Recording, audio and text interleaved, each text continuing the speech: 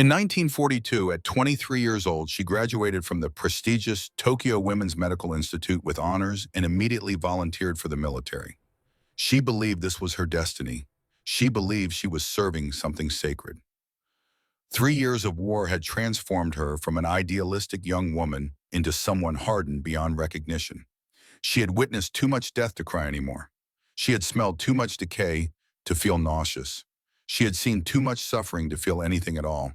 But nothing prepared her for the voice crackling through the old radio in the corner of the room. The voice of Emperor Hirohito filled the space, speaking in the formal court language so removed from everyday speech that Machiko had to strain to understand each word. Beside her, Captain Yuko Shimizu, a 38-year-old woman with a stern face who had survived 2 wars, dropped her medical instruments to the floor. The sound of metal striking tile rang out like a death knell. Jokuon Hoso, the jewel voice broadcast. Japan had surrendered. In the sweltering hospital room, 37 military nurses stood motionless like stone statues. Hanako Mori, a 19-year-old girl who had arrived in the Philippines only 3 months earlier, collapsed to her knees, her hands clutching the hem of her uniform, as if trying to hold on to a world that was crumbling apart. Some nurses wept silently, white handkerchiefs pressed to their faces. Others simply stared into emptiness, their eyes hollow. Major Akiko Watanabe, 41 years old and the highest-ranking officer among them, stood by the window with perfect military posture. But Machiko could see her hands trembling. It was the first time in 3 years she had ever seen Major Watanabe lose her composure. The divine empire, the nation that could never be defeated, now reduced to ashes, and the worst was yet to come. In the weeks before the surrender, stories about American cruelty had spread through the barracks like wildfire. Tokyo radio broadcasts described barbaric acts in vivid detail. Women raped by groups of soldiers, prisoners tortured to death, Western devils who knew nothing of honor or mercy. Machiko had treated wounded soldiers from various fronts. They told stories of American troops butchering prisoners, of savage acts beyond anything imaginable. She had no reason to doubt them. Why would they lie? They were her comrades, men who had fought and bled for the empire. One young lieutenant had told her as she bandaged the wound on his chest, "The Americans are barbarians. They have no respect for life. They have no bushido, no code of honor. If you are captured, end your own life before they can touch you." She had prepared a small knife hidden in her sleeve. She had practiced the motion of cutting her wrist in the bathroom at night. She was ready. But when the day of reckoning came, she could not do it, and now she would have to face the consequences. August 22nd, 1945, 7 days after Japan's surrender. Machiko stood at a second-floor window, watching jeeps roll through the hospital gates. Their engines rumbled with the confidence of victors. American soldiers jumped out wearing uniforms so clean they seemed to shimmer in the tropical heat. Rifles slung casually over their shoulders as if war had been nothing but a game that had ended. Captain Yuko Shimizu gathered the nurses in the main ward. Her voice remained steady, though Machiko could see her hands shaking. "We will conduct ourselves with the dignity befitting subjects of the empire. Bow properly when addressed. Answer briefly and politely. Do not provoke." She paused, her eyes scanning each terrified young face. "And prepare yourselves for whatever may come. Whatever may come."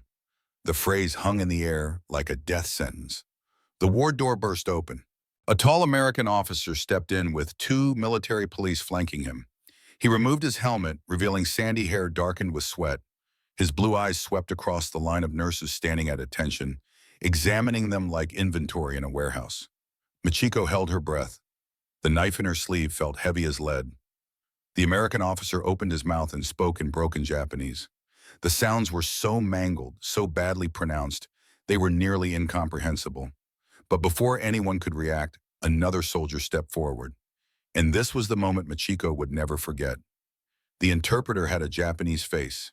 He was young, perhaps 24 or 25, with dark brown eyes and unmistakably Asian features. But he wore an American uniform. He stood beside the enemy. He was a traitor. Corporal Robert Tanaka, he introduced himself in flawless Japanese with a polite Kanto accent. "I will translate for Captain Richardson." His presence cut like a blade into their national pride. A man with Japanese blood serving the enemy. Michiko felt contempt rising in her chest, but she suppressed it.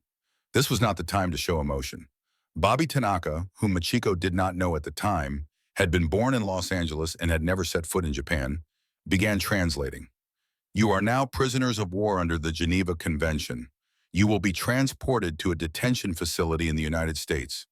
There you will receive medical evaluation, food, and housing. No one is permitted to harm you.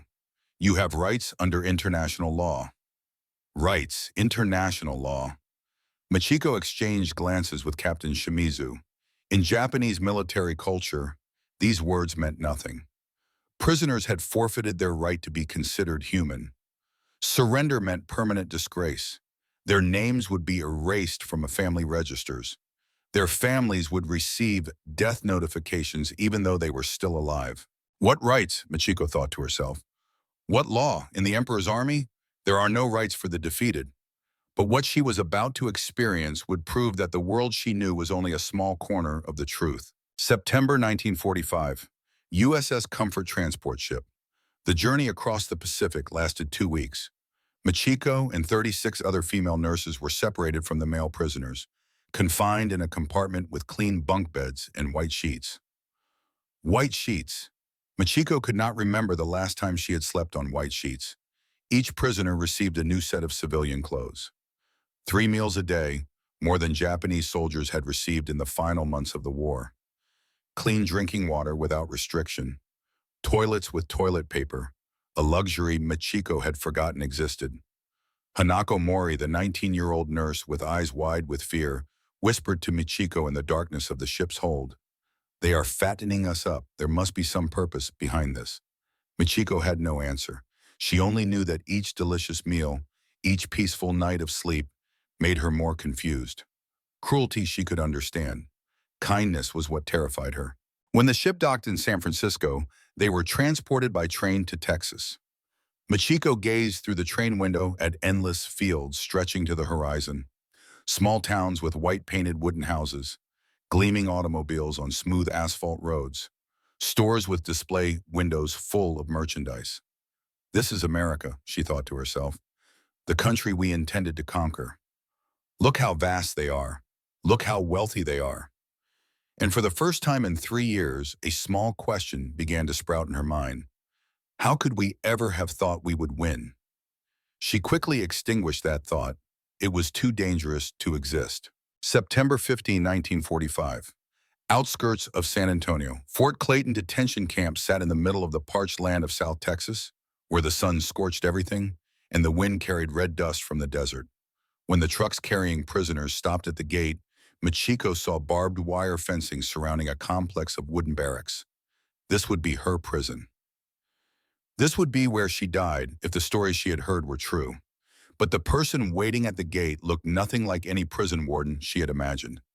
Captain Elizabeth Hartwell stood there in a uniform perfect down to every crease and a smile on her lips. A real smile, warm, neither mocking nor contemptuous.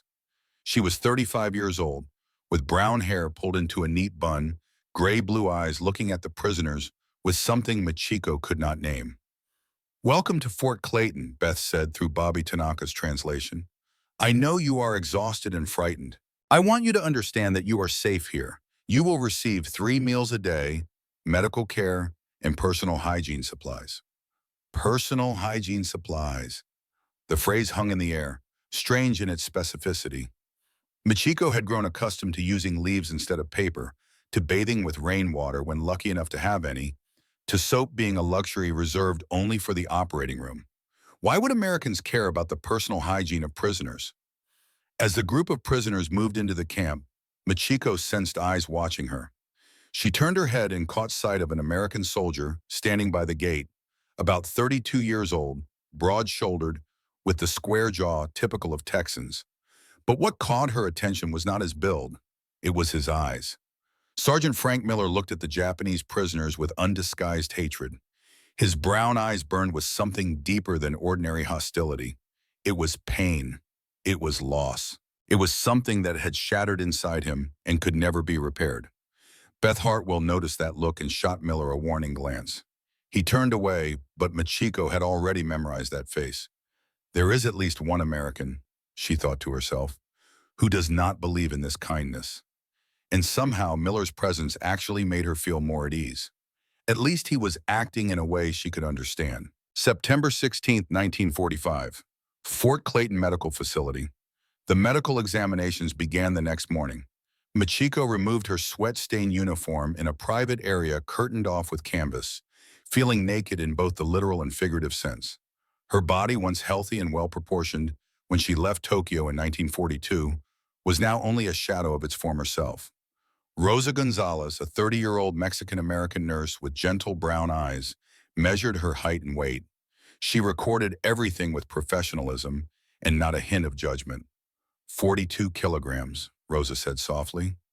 Bobby Tanaka translated, and Machiko felt burning shame on her cheeks. In 1942, she had weighed 56 kilograms. War had consumed 14 kilograms of flesh from her bones, leaving a body she barely recognized in the mirror.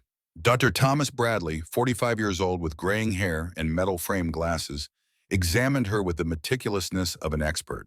He noted beriberi from vitamin B1 deficiency, tropical ulcers on her legs, and chronic malnutrition, scars from old wounds, signs of a body that had been pushed to its limits. She needs vitamin supplementation, treatment for the ulcers, and a gradual refeeding protocol, Bradley told Rosa. Their digestive systems cannot handle full rations immediately. We will increase portions gradually over several weeks. Machiko listened to Bobby translate those words and felt something strange invading her chest. The Americans were planning treatment for her. They were concerned about her health. They were taking care of her. After the examination, she received new clothes, a simple light blue cotton dress, undergarments, and canvas shoes. The soft fabric touching her damaged skin felt like a caress. She dressed slowly, her fingers trembling with each button. She could not remember the last time she had worn clean clothes. September 17, 1945. Fort Clayton Bathhouse. Captain Beth Hartwell led the group of 37 prisoners to a long, low building where the steady sound of pumps could be heard. Machiko's heart pounded wildly as she stepped through the threshold. She had heard too many stories about bathhouses in concentration camps. She had prepared for the worst. But inside was not a gas chamber. Inside was a row of shower stalls separated by fabric curtains, with sinks and mirrors on one side. Water pipes ran along the ceiling, and from somewhere deep within the building came the sound of water being heated. Beth turned the faucet in one of the shower stalls. Water flowed out, cold at first, then gradually warming, then steaming. Hot water is available from 6 in the morning until 10 at night, Beth explained through Bobby Tanaka. We ask that each person shower for no more than 10 minutes to conserve resources, but you may bathe daily. Hot water daily for prisoners. Machiko stared at this rising steam as if witnessing a desert mirage. She had not bathed in hot water since leaving Tokyo 3 years ago. 3 years of washing with cold water, when lucky enough to have any water at all. 3 years of using sand and leaves instead of soap. 3 years of the smell of sweat, blood, and death clinging to her skin. Beth opened a cabinet, and Machiko saw rows of ivory-colored soap bars lined up neatly inside like precious bricks. Each person will receive 1 bar of soap per week, replaced every Sunday. We also have shampoo for hair, distributed monthly. 1 bar of soap per week for prisoners. Keiko Tanaka, a 28-year-old nurse who had lost 3 brothers in the war, stepped forward trembling. Her voice was barely audible. May I touch it? Beth nodded, handing her a soap bar still in its paper wrapper. Keiko held it with both hands like a sacred treasure, bringing it to her nose to inhale. A clean fragrance, faintly chemical, faintly floral. And then tears began streaming down her cheeks despite her efforts to hold them back. I have not smelled soap like this since I was in Tokyo, Keiko whispered. We used ash soap in the jungle. Most of the time, we just scrubbed with water. Michiko watched this scene and felt the world she knew trembling beneath her feet. Michiko's shower appointment came at 11 in the morning. She entered the bathroom holding her new bar of ivory soap, a bottle of amber-colored shampoo, and a rough cloth for scrubbing. Lieutenant Margaret Sullivan, a 28-year-old woman with the fiery red hair typical of the Irish, stood in the outer room to assist if needed. Take your time, Maggie said through Bobby Tanaka. I am here if you need anything. Michiko stepped into the shower stall and closed the curtain. She undressed slowly, folding her clothes carefully on the small wooden bench in the military habit ingrained in her bones. She stood before the showerhead, looking at the red and blue knobs, hot and cold. She turned the red knob.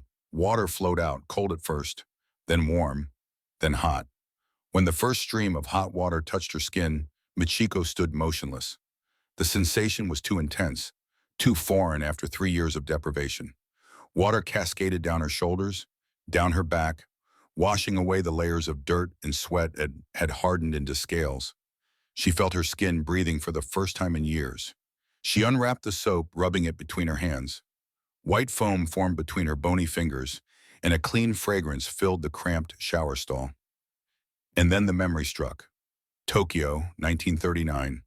Her mother, Yoshiko Hayashi, washing her hair in the traditional wooden bathtub. Her mother's gentle fingers massaging her scalp.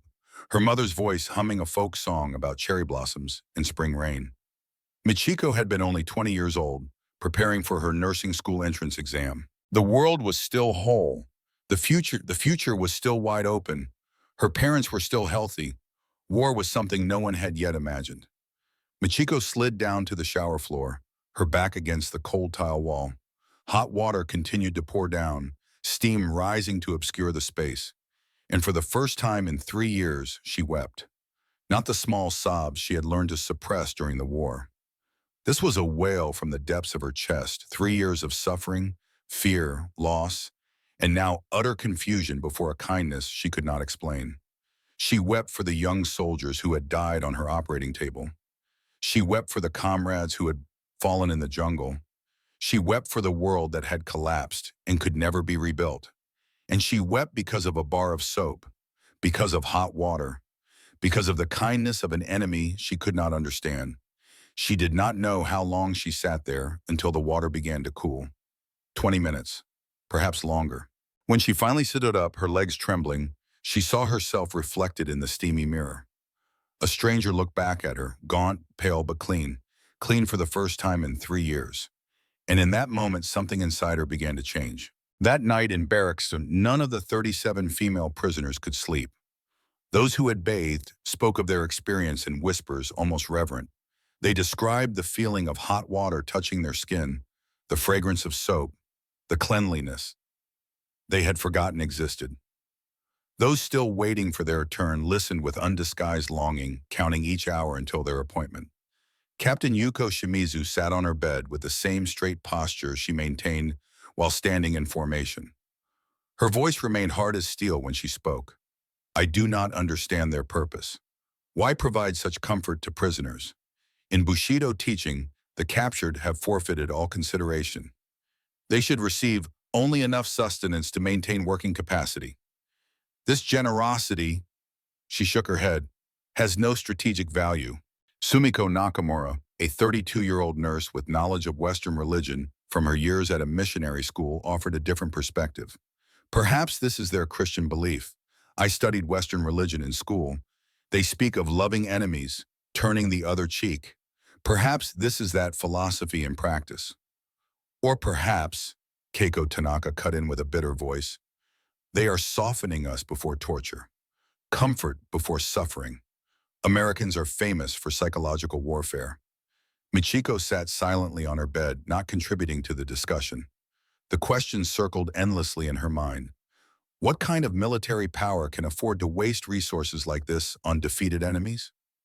She thought about the soap bar in her pocket, what remained after her first bath. She thought about the clean fragrance still clinging to her skin. She thought about the hot water and how it had shattered everything she once believed. When night deepened and the nurses gradually drifted into uneasy sleep, Michiko rose and walked to the window. Under the Texas moonlight, she saw the silhouette of Sergeant Miller patrolling along the fence. His eyes swept over Barrack 7, and though she could not see his face clearly, Michiko could sense the hostility radiating from each of his footsteps. There is at least one American, she thought to herself, who does not believe in this kindness.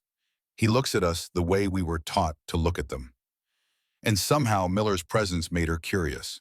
Why did he hate them so much? What had happened to him to turn those eyes into an unquenchable flame? Michiko did not know that the answer to that question would break her once again, in a way more painful than war itself.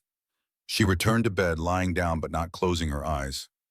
Texas moonlight streamed through the window, painting stripes of light on the wooden floor. Somewhere in the camp, a dog barked in the distance. The night wind carried the smell of dry grass and hot earth. This was Texas. This was America. This was her prison. But why did it not feel like a prison? Michiko clutched the remaining piece of soap in her hand, feeling its smoothness, inhaling its clean fragrance that had begun to fade. She did not know that in the coming weeks, this small bar of soap would become a symbol for everything she would learn about war, about peace, about human nature. She did not know that the kindness of the enemy would force her to confront the darkest secrets within herself. She did not know that a bar of soap in Texas would teach her more about victory and defeat, about honor and shame, about guilt and redemption, than any battle she had ever witnessed. But all of that still lay ahead. Tonight, she knew only one thing: the world she once believed in had collapsed. And from those ruins, something new was beginning to form, something she could not yet name. 4 weeks after arriving at Fort Clayton, a strange rhythm had established itself in Michiko's life. Every Sunday morning at 8 o'clock, the prisoners lined up at the supply building to receive their weekly hygiene rations. The process was administered with military efficiency that would have impressed even Japanese quartermasters. Corporal Nancy Chen, a 22-year-old Chinese-American supply clerk with bright eyes and a friendly smile, presided over the distribution with meticulous record-keeping. She documented everything in her ledger: names, barracks numbers, items received. "Name and barracks number," Nancy requested through Bobby Tanaka's translation as Michiko approached the table. "Hayashi Michiko, barracks 7. Nancy made a notation, then handed her a bar of ivory soap still in its paper wrapper, a small tube of Pepsodent toothpaste, and a wooden comb with fine teeth. "The soap should last 1 week with daily bathing," Nancy explained. "If it does not, you can request a replacement mid-week, but we ask that you try to make it last. Conservation is still important, even though the war has ended." Michiko accepted the items with a bow, cradling them carefully. Behind her, Keiko Tanaka received identical supplies, plus a small jar of zinc oxide ointment for her tropical ulcers. The Americans tracked individual medical needs with impressive thoroughness. That evening, sitting on her bed, Michiko examined the soap bar with scientific curiosity. She had learned from her medical training to observe and question. The soap measured approximately 4 inches long, 2 inches wide, 1 inch thick. Its weight suggested perhaps 4 ounces. If it truly lasted 1 week with daily use, that implied the Americans had calculated usage rates, manufacturing capacity, and supply chain logistics to ensure continuous availability for hundreds of prisoners across multiple facilities. She began calculating in her head: 52 bars per year for each prisoner, multiplied by 37 prisoners in her barracks alone, multiplied by the number of barracks in the camp, multiplied by the number of camps across America. Hundreds of thousands of soap bars, she whispered to herself, just for prisoners. This logistics operation exceeded the capabilities of the Japanese military even at its peak. In the final months of war, Japanese soldiers did not even have enough food, let alone soap. Captain Yuko Shimizu sat on the bed opposite, watching Michiko's examination. Her voice carried its usual edge of steel. "It is wasteful, decadent. This is why they will eventually fall. Too much comfort, not enough discipline." But Michiko was no longer certain. She had witnessed the American military machine in operation now. The trucks that ran constantly, the regular food deliveries, the medical supplies that never seemed to run out, the soldiers who looked well-fed, well-equipped, and well-rested. This was not decadence. This was industrial capacity beyond anything the Japanese Empire had achieved. October 5, 1945. The Recreation Building. Lieutenant Margaret Sullivan stepped into the classroom, a corner of the recreation hall furnished with salvaged desks and a chalkboard that had clearly seen better days. She was 28 years old, her fiery red hair, characteristic of the Irish, pulled into a regulation bun, though a few strands still managed to escape down her forehead. "Good morning," Maggie said slowly, pronouncing each word clearly. "My name is Maggie Sullivan. I am a nurse. Please repeat. My name is..." 15 Japanese prisoners sat with military straightness, notebooks open, pencils sharpened to precise points. Michiko discovered she had an aptitude for this strange language. The rhythms of English were beginning to make sense under Maggie's patient guidance. During the break, Maggie approached Michiko's desk with 2 cups of water and a warm smile. "You are learning very quickly," Maggie observed. Bobby Tanaka translated. "Did you study English before the war?" "A little," Michiko replied in halting English. "In school, but many years passed." "Why did you become a military nurse?" Maggie asked, sitting down in the chair opposite with a casual ease that would have been inappropriate for a Japanese officer but seemed natural for Americans. Michiko hesitated, then switched to Japanese for Bobby to translate. "My father was a surgeon in the Russo-Japanese War. He told stories of the honor of serving, of using medical knowledge to support the nation. When war came with America, I believed it was my duty. I believed," she paused, choosing her words carefully, "what we were told about why we fought." "And now?" Maggie asked gently. "Now I am confused," Michiko admitted. "The Americans we were told about, cruel, barbaric, without honor, they do not match the Americans I see. You give us soap, hot water, medical care. You treat us as if we deserve dignity. I do not understand why." Maggie was quiet for a moment, seemingly considering how to respond. "My grandfather came from Ireland during the potato famine," she finally said. "He arrived in America with nothing, and Americans helped him. Not because he deserved it, but because it was the right thing to do. That is supposed to be what America stands for. That everyone deserves basic dignity regardless of who they are or where they come from." "But we were enemies," Michiko protested. "We fought against you. Japanese prisoners. We were told American prisoners suffered terribly under our forces." Maggie's expression darkened slightly. "They did. We have heard reports from liberated POW camps. The conditions were horrific. Starvation, disease, brutality. And yes, that makes it difficult sometimes. Some of our soldiers and nurses have trouble treating Japanese prisoners humanely because they know what happened to our people." "Then why do you?" Michiko asked. "Because," Maggie said firmly, "we are not you. We are better than that.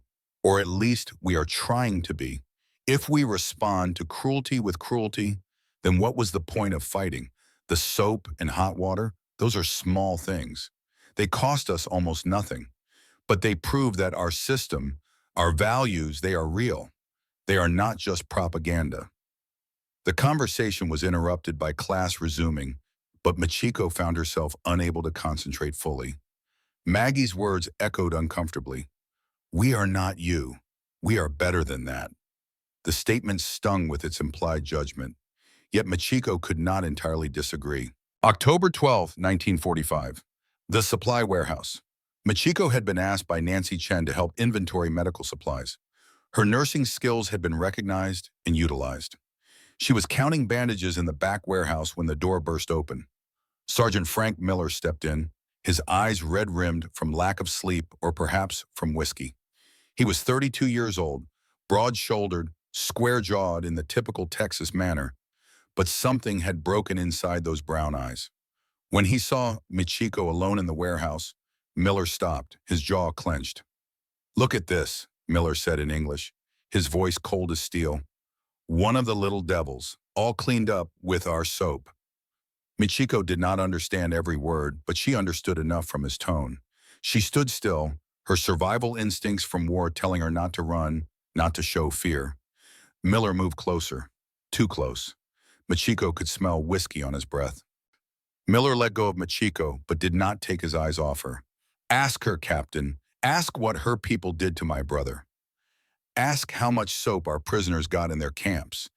Beth ordered Miller to leave with threats of severe disciplinary action. As he walked away, she turned to Michiko, her voice gentle. "Are you hurt?" Michiko shook her head, but not because she was uninjured. Miller's question echoed in her mind. How much soap did our prisoners get in their camps? She already knew the answer, and for the first time since her capture, she felt something beyond confusion. Shame. October 20th, 1945. English class. 1 week after the confrontation with Miller, Maggie came to class with a stack of documents. The atmosphere in the room changed when she placed them on the table. Today, Maggie said, her voice more serious than usual, we will not study grammar. We will talk about truth. She distributed copies of a report to each student, documents from the International Committee of the Red Cross, official stamps and signatures clearly visible. This is a report from the International Red Cross, Maggie explained through Bobby Tanaka, a neutral organization. They documented conditions in prisoner of war camps operated by both sides. Major Akiko Watanabe, the highest-ranking officer, interrupted. This is American propaganda, designed to justify the atomic bombs, the firebombing of cities, the killing of civilians. They paint the Japanese military as monsters to cover their own crimes. Maggie did not argue. Instead, she pulled out another document, also bearing the Red Cross seal. This report, she said, describes this very facility, Fort Clayton. It notes that Japanese prisoners receive approximately 2,000 calories per day, full medical care, hygiene supplies, and housing that meets international standards. This report, she placed another document down, describes prisoner of war camps in the Philippines operated by Japan. Allied prisoners received approximately 500 calories per day, 1/4 of the Geneva Convention standard. Medical facilities existed only on paper. Red Cross supplies intended for prisoners were frequently diverted for Japanese military use. Maggie wrote two numbers on the blackboard, 30% and 3%. These are mortality rates, she explained. 30% of Allied prisoners held by Japan died. Starvation, disease, violence, forced labor. 3% of prisoners held by Germany and Europe died. And Japanese prisoners held by America? Less than 1%. Silence fell over the classroom like fog. Michiko stared at those numbers, 30%. Nearly 1 in 3 Allied prisoners in Japanese custody had died. She thought about the soap bar in her pocket. She thought about the hot water. She thought about Miller's brother Danny, shot on the road after collapsing from exhaustion. And then, like a door long locked suddenly bursting open, a memory she had buried for 3 years rose to the surface. That night, lying in bed in the darkness, Michiko could not sleep. The numbers echoed in her head. 30%, 30%, 30%. And then the memory came flooding back with the force of a tsunami. Manila, March 1942. Michiko was 23 years old, having arrived in the Philippines only 2 months earlier. She had been assigned to work at a field hospital near an Allied prisoner of war camp. One day, while passing through the detention area to collect supplies, she saw them. Hundreds of American, British, and Australian men crammed into a space far too small. Ribs protruding beneath sun-scorched skin. Eyes sunken deep. Some lay motionless, unclear whether still alive or already dead. A Japanese guard kicked a prisoner who was trying to reach through the fence to catch rainwater. The prisoner fell and did not get up. Michiko stood watching and did nothing. She remembered the conversation with the hospital commanding officer afterward. "Why are the prisoners not receiving medical treatment?" she had asked, her voice still naive. "They are those who surrendered," the officer replied coldly. "They are no longer human. You focus on treating the emperor's soldiers. Do not concern yourself with livestock." And Michiko had obeyed. She told herself it was military necessity. She told herself resources were limited. She told herself she was just a low-ranking nurse with no authority. But deep in her heart, she knew. She had seen men starving to death, and she had turned away. The memory grew sharper, more details emerging from the depths she had tried to bury. April 1942. She saw a group of new prisoners arriving at the camp after the Bataan Death March. They were walking skeletons, lips cracked, eyes hollow, many unable to stand on their own. One of them had hair as red as fire, standing out among the pale prisoners, May 1942. She was ordered into the camp to vaccinate some Japanese officers stationed there. Passing through the detention area, she saw the red-haired prisoner lying in a corner, burning with fever, shivering. She had brought fever medicine with her, more than necessary for her mission. And she had... Michiko stopped herself. Her hands were shaking. What had she done? She had looked around. No guards were watching. They were gathered at the gate, talking about news from the front. She had stepped closer to the fence, pretending to check something on the ground. Quickly, she pushed a fever pill and a small bottle of water through a gap between the wooden slats. The red-haired prisoner opened his eyes, blue eyes like Texas sky that he would probably never see again. He looked at Machiko for a moment, then nodded almost imperceptibly. Machiko turned away and never looked back. 2 days later, she heard that the red-haired prisoner had died. The fever medicine was not enough to save him from malaria in its final stage. She had tried, and she had failed. And then she had buried this memory so deep she had almost completely forgotten it. November 2nd, 1945. 3 in the morning. A scream tore through the night. Machiko bolted upright in bed, heart pounding wildly. In the dim light from the hallway oil lamp, she saw a figure standing by the window. Noriko Sato, 34 years old, the woman who had refused to eat since arriving at the camp. Noriko was holding a piece of broken glass, perhaps from the bathroom mirror, and raising it to her wrist. "Noriko!" Machiko screamed, lunging toward her. "Stay back!" Noriko howled, her eyes wild like a cornered animal. "I do not deserve to live. My brother died in Okinawa. My husband died in Iwo Jima. My son was only 10 years old when the bomb fell on Hiroshima." Michiko stopped 3 steps from Noriko. The other nurses had awakened, standing frozen in place with fear. "Noriko," Michiko said, her voice calmer than she felt. "Put the glass down." "You do not understand," Noriko sobbed. November 15th, 1945. 1 week after the incident with Noriko, Michiko sat in English class when Maggie entered with an envelope from Tokyo. News about the program allowing prisoners to write home had arrived. "You may write letters to your families," Maggie announced. "Letters will be censored, but you can tell them you are alive." Michiko held the blank paper, her hands trembling. Her family thought she was dead. Her name had been erased from the family register. What would she write? But what froze Michiko was not the blank paper. It was the photograph that fell from Maggie's wallet when she retrieved the envelope. A picture of a young soldier with red hair just like Maggie's, a bright smile on his face. "My brother," Maggie said, picking up the photo. "Patrick. He was captured in the Philippines in 1942, died at Camp Cabanatuan in 1943. Michiko felt the blood drain from her face. "Cabanatuan," she whispered. That was the camp next to the field hospital where she had worked in 1942, where she had seen men starving and turned away, where she had tried to save a red-haired prisoner with a single fever pill, where she had failed. Maggie noticed Michiko's reaction. "Are you all right? You look pale." Michiko could not speak, could not move, could not breathe. The red-haired prisoner, the one she had tried to save, the one who died 2 days later. Had it been Patrick Sullivan?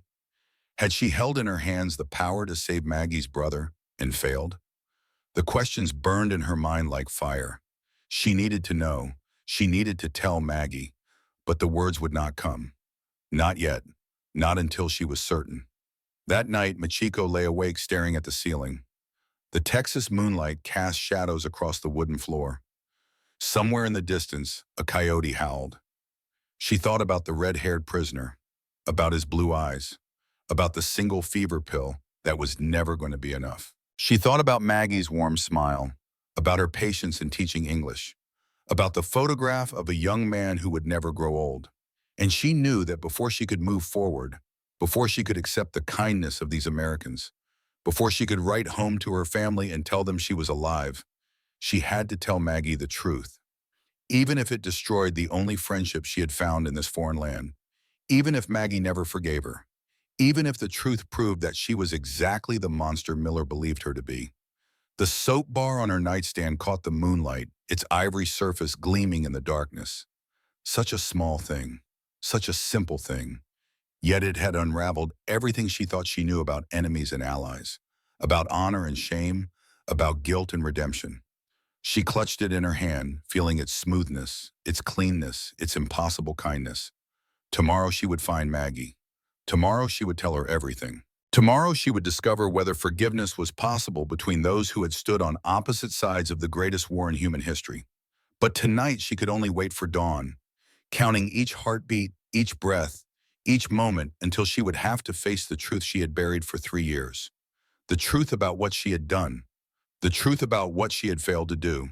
The truth about the bar of soap and the red-haired prisoner and the war that had taken everything from everyone.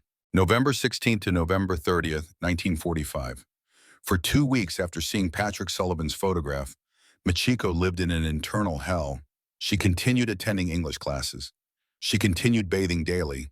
She continued receiving her weekly soap ration. But everything now carried a new layer of meaning, heavier than before.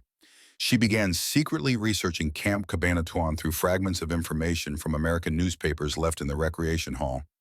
She read about the Bataan Death March, 76,000 prisoners forced to walk 106 kilometers, thousands dying from exhaustion, thirst, and execution. She read about Camp Cabanatuan, where thousands of American and Filipino prisoners were held, where the death rate was so high that some days dozens perished. She read about the war crimes trials underway, Japanese officers facing charges of systematic cruelty. And as she read these reports, Machiko began remembering more. Details she had deliberately forgotten rose to the surface like bodies floating up from deep water. April 1942. She had seen a group of new prisoners arriving at Cabanatuan after the Bataan Death March. Walking skeletons, cracked lips, hollow eyes. Many could not stand on their own. One of them had hair as red as fire, standing out among the pale and broken men. May 1942. She had been ordered into the camp to vaccinate Japanese officers stationed there. Passing through the detention area, she saw the red-haired prisoner lying in a corner, fever, shivering, his skin burning to the touch even from a distance. She had carried fever medicine with her, more than necessary for her mission. And she had made a choice. She had looked around. No guards were watching. They had gathered at the gate, discussing news from the front lines. She had stepped closer to the fence, pretending to examine something on the ground. Quickly, she pushed a single fever pill and a small water bottle through a gap between the wooden slats. The red-haired prisoner opened his eyes, blue eyes like a Texas sky he would probably never see again. He looked at Machiko for a brief moment, then nodded almost imperceptibly. Machiko turned away and never looked back. 2 days later, she heard that the red-haired prisoner had died. The fever medicine was not enough to save him from malaria that had already reached its final stage. She had tried, and she had failed. And afterward, she had buried this memory so deep that she almost forgot it completely. Until now, until Maggie Sullivan's photograph brought it all rushing back. December 7, 1945. 4 years after Pearl Harbor, Beth Hartwell organized a special ceremony in the recreation hall. On the wall, a map of the Pacific Theater was displayed, marking the major battles of the war. Both prisoners and American staff attended. Today marks 4 years since Pearl Harbor, Beth said. This day marks the beginning of the war for America. But instead of looking back with anger, I want us to look back with understanding. War has taken so much from all of us. The question now is, what will we build from the ruins? The ceremony ended quietly. No long speeches, no accusations, only an acknowledgement that suffering had occurred on both sides. After the ceremony, Machiko found Maggie standing alone by the window, gazing at the Texas sky sinking into sunset. Maggie, Machiko said in English that had improved considerably after 2 months of study, I need to tell you something. About Patrick. About your brother. Maggie turned around, her green eyes holding an old sorrow. What do you know about Patrick? Machiko told her everything. About Cabanatuan, about the red-haired prisoner, about the fever pill and the water bottle, about the death 2 days later. I do not know for certain if it was Patrick, Machiko said, her voice trembling. But the description, the red hair, the age, the timing, I think it might have been him. And you tried to help him? Maggie asked, her voice strange. I tried, but it was not enough. A single fever pill cannot save someone from malaria in its final stage. I should have done more. I should have, Michiko's voice broke. I should have been braver. I should have protested, should have demanded the right to treat prisoners. But I was just a coward who turned away. Silence stretched between them. Machiko waited for anger, for hatred, perhaps even violence. Instead, Maggie did something unexpected. She stepped forward and embraced Machiko. You tried, Maggie whispered, her voice choked with tears. In a system designed to crush compassion, you still tried to do the right thing. That means something. But it was not enough, Michiko sobbed. It was never enough. No, Maggie admitted. It was never enough. But that was not your fault alone. That was the fault of war, the fault of systems that treated human beings as tools to be used and discarded. They stood there in the fading light, two women from opposite sides of the greatest war in history, holding each other while tears flowed freely. I have hated Japanese people for 3 years, Maggie finally said, pulling back to look at Michiko's face. When I heard how Patrick died, I wanted revenge. I wanted every Japanese soldier to suffer the way he suffered. But then I came here. I met you. I watched you learn English with such determination. I saw how you helped save Noriko's life. And I started to understand that the people I hated were not monsters. They were human beings trapped in a monstrous system. We were taught that Americans were devils, Michiko replied. We believed it. We had no reason to doubt. But the Americans I have met here, the soap, the hot water, the kindness, they have shown me that everything I believed was wrong. Maggie wiped her eyes. Patrick would have wanted this. He always believed in the good in people. He would have wanted me to forgive. Can you, Michiko asked. Can you forgive me? Maggie was silent for a long moment. Then she reached into her pocket and pulled out the photograph of Patrick. She looked at it, then at Michiko. You gave my brother water when he was dying of thirst. You gave him medicine when no one else would. You risked your own safety to show him one small act of kindness in a place designed to strip away all humanity. I do not need to forgive you, Michiko. I need to thank you. Michiko broke down completely then, collapsing into Maggie's arms. 3 years of guilt, of shame, of buried memories, all came pouring out in a flood of tears. And somehow, in that moment, something that had been broken inside her began to heal. My grandfather came from Ireland during the potato famine, she said. He arrived in America with empty hands, unable to speak English, discriminated against for being Catholic. But people still helped him. Not because he deserved it. By the standards of that time, he deserved nothing. They helped because it was the right thing to do. The soap and hot water, Beth turned to look at Michiko. They are small things, but they are a declaration that everyone, even enemies, deserves to be treated as human beings. If we respond to cruelty with cruelty, then what was the point of fighting? You are better than us, Michiko said, her voice bitter. No, Beth shook her head. We just built a different system. A system that produces enough to share even with enemies. The difference is not in individual morality, it is in how society is organized. Beth returned to her desk and sat down. Japan will need to rebuild, not just physically, but culturally. People who understand both the old ways and potential new approaches will be crucial. You have skills, education, and experience that will be in short supply. Use them. I am just a nurse, Michiko said, a junior officer, a woman. I have no authority to influence rebuilding. Neither did I until the war made nurses essential, Beth replied. Crisis creates opportunities for people who previously had none. You have seen both systems now. You have experienced Japanese military culture and American military culture. That perspective will be valuable. Michiko absorbed these words. The future seemed impossibly distant, impossibly complex, but for the first time since her capture, she allowed herself to imagine it. January 1946, Michiko sat in the recreation hall, a blank sheet of paper before her and a pen in her hand. Around her, other prisoners were also writing, letters that would be sent through the Red Cross to Japan, now in the midst of reconstruction. She began writing in Japanese, the familiar characters flowing from her pen. Beloved father and mother, I write with joy to inform you that I am alive. I am in America, in a detention facility for prisoners of war. I receive medical care, adequate food, and treatment that I did not expect. I cannot write in detail about what I have experienced, but I want you to know that I have changed. The world I once believed in has collapsed, but from those ruins, I am learning to see everything anew. The Americans are not the devils we were taught to believe.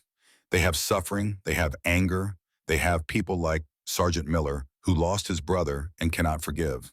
But they also have people like Captain Hartwell, Lieutenant Sullivan, people who believe that even enemies deserve to be treated as human beings.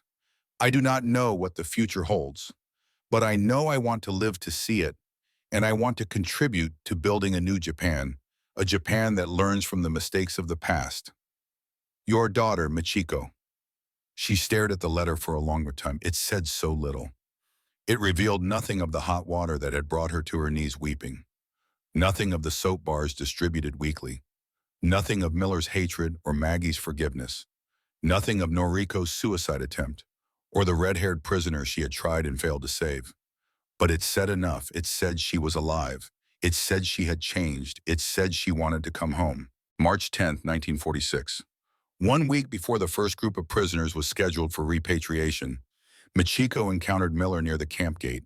He was standing alone, looking toward the Texas horizon. Her first instinct was to turn away, but she stopped.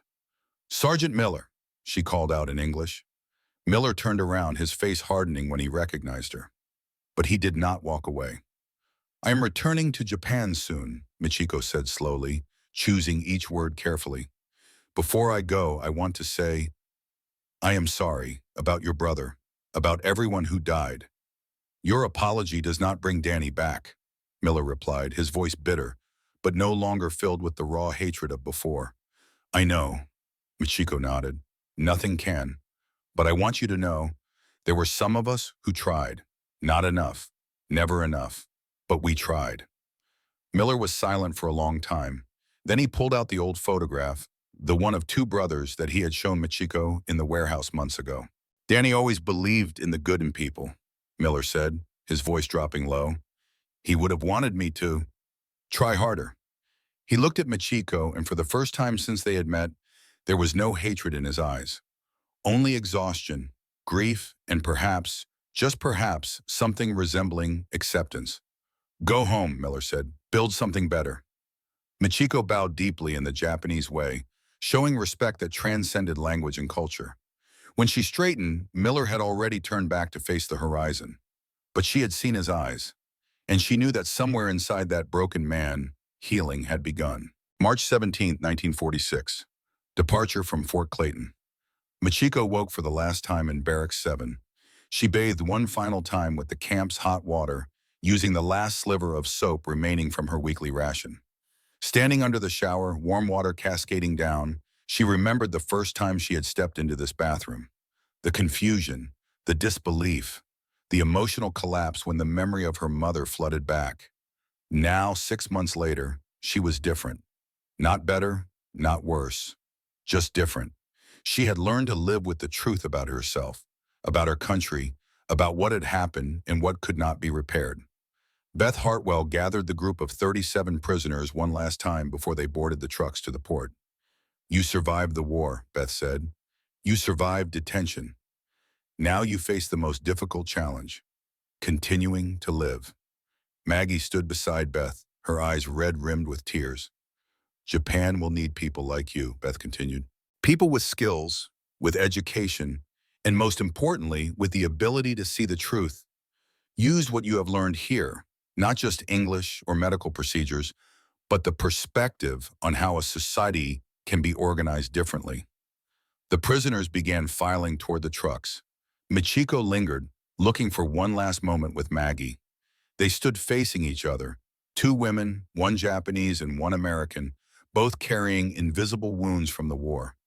"Thank you," Michiko said in English, "for everything." "Do not thank me," Maggie smiled through tears. "Remember, and tell the story." Maggie handed Michiko a small package wrapped in brown paper. Inside was a brand new bar of ivory soap, the same kind Michiko had used for 6 months. "So you remember," Maggie said, "that there are other ways to treat enemies. That kindness is not weakness."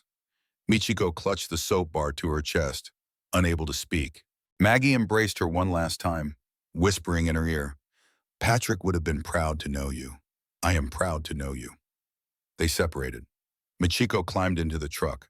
The engine rumbled to life. Through the canvas flap, she watched Fort Clayton grow smaller and smaller until it disappeared beyond the Texas horizon. In her pocket, the bar of soap felt warm against her body. 50 years later, San Antonio, Texas, 1996. A 77-year-old Japanese woman with silver-white hair stood before a grave in the military cemetery at Fort Sam Houston. On the headstone, Margaret Maggie Sullivan, 1917 to 1994. Lieutenant Army Nurse Corps. Compassion knows no borders. Dr. Michiko Hayashi, who had spent 50 years rebuilding Japan's healthcare system, placed a cherry blossom on the grave. In her coat pocket, wrapped in silk cloth, was a small object, a piece of ivory soap, dried and hardened after decades. The last piece from the bar Maggie had given her on the day of their farewell in 1946. I told the story, she whispered to the grave. I wrote books. I taught. I told thousands of students about you, about Beth, about Miller, about the bar of soap that changed my life. I never forgot. The Texas wind blew through, carrying the scent of dry grass and warm earth. Michiko stood there for a long while, remembering. She remembered the first hot shower after 3 years on the battlefield. She remembered the white foam of soap dissolving between her bony fingers. She remembered weeping on the bathroom floor while memories of her mother flooded back. She remembered Miller's hatred and his eventual acceptance. She remembered Noriko's suicide attempt and the glass falling to the floor. She remembered Patrick Sullivan's photograph and Maggie's embrace of forgiveness. She remembered Beth Hartwell's words about building something better. She remembered the letter she had written home, the first contact with her family who thought she was dead. And she remembered the small kindnesses, the soap bars and hot water and medical care, that had proven more powerful than any weapon in breaking down the walls between enemies. A young woman approached from behind, Michiko's granddaughter, Yuki, born in 1970, now a doctor herself. Grandmother, are you ready? Michiko took one last look at Maggie's grave. One moment. She reached into her pocket and pulled out the dried soap bar, still wrapped in its silk cloth. Carefully, she placed it on the headstone, beside the cherry blossom. This belongs here, she said softly. With you. She turned to her granddaughter, eyes bright with tears that had been 50 years in the making. Now I am ready. They walked together toward the cemetery gate, grandmother and granddaughter, 2 generations connected by a story that had begun with suffering and ended with healing. Behind them, on a headstone in the Texas sun, a dried piece of soap gleamed in the afternoon light. Such a small thing, such a simple thing, but it had changed everything. The war had ended long ago, but the lesson from a bar of soap about dignity, about compassion, about the possibility of reconciliation between former enemies, that lesson continued to be told, generation after generation, across oceans and decades and the vast distance between those who had once been taught to hate each other. Michiko Hayashi had learned that lesson in a prison camp in Texas, standing under hot water, holding a bar of ivory-colored soap, weeping for a world that had collapsed and the new one that was struggling to be born. And she had spent the rest of her life making sure that lesson was never forgotten. Not by her children, not by her students, not by anyone who would listen to the story of how an enemy's kindness had proven more powerful than all the propaganda of war. The story of a bar of soap in Texas. The story of dignity between enemies. The story that proved, in the end, that humanity could survive even the darkest chapters of history, if only we choose to let it.